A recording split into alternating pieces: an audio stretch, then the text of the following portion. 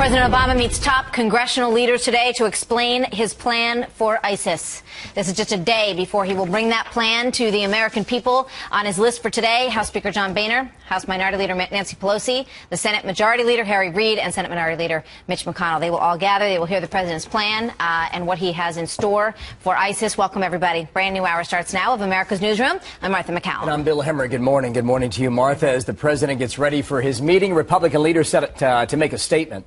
Chief White House correspondent Ed Henry is live on the North Lawn, and we'll bring that statement from Congress in a moment to you. But, Ed, first to you, let's go to the latest between the White House and Congress. Is he looking for approval from Congress, and does he need that approval?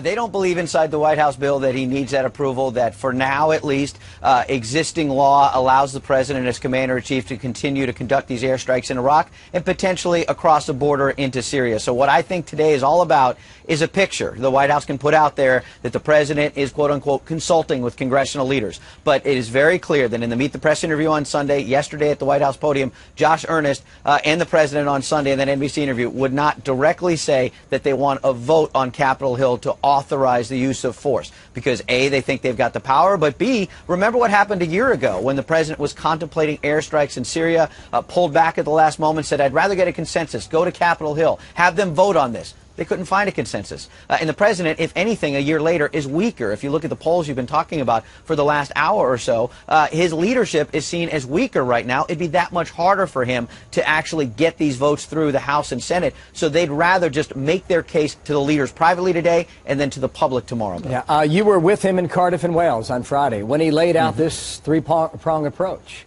What do we know and what can we report right now about what he will announce tomorrow? Very simply, that all they're saying right now is you continue the airstrikes. Been about 150 U.S. airstrikes in Iraq.